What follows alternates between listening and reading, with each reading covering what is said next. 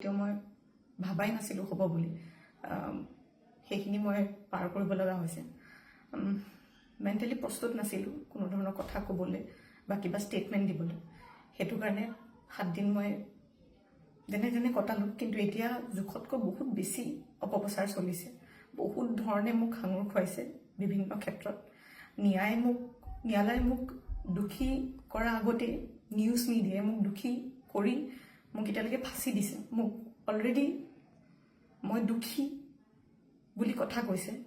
আৰু বহুত ধৰণৰ নিউজ বিভিন্ন ধৰণৰ নিউজ য'ত মোৰ কেছটোৱে ট্ৰেডিঙৰ ওপৰত আছিলে কিন্তু এতিয়া কেছটো অকল মোৰ ওপৰত হৈ গ'ল আজি ফাইনেলি বহুত দিনৰ পিছত সাহস কৰি মই সাৰেণ্ডাৰ কৰিব ওলাইছোঁ মই ফুল কোঅপাৰেট কৰিম পুলিচৰ লগত ইমান দিনে কৰিব পৰা নাছিলোঁ মই পলাই ক'তো থকা নাই মই লুকাই আছিলোঁ অকণমান মই পৰা নাছিলোঁ সহ্য কৰিবলৈ ইমান সহজ নহয় নিউজ এটা শুনি থকা বা নিউজ এটা কৰি থাকিলে যি মন যায় তাকে কৈ আছে কোনো ধৰণৰ তথ্য নোহোৱাকৈ কথা কৈ আছে মই ভাবিছিলোঁ ইমানখিনি কেতিয়াও নিউজ মিডিয়াই নকৰে ইমান তথ্য নথকাকৈ ইমান নিউজ নবজায় কিন্তু আজি মিডিয়াৰ ফলত মই আজি দুখী গোটেই মানুহৰ আগত মোৰ মান সন্মান মোৰ মা দেউতাৰ মোৰ পৰিয়ালৰ গোটেইবোৰ উলংঘ হৈছে আৰু এতিয়া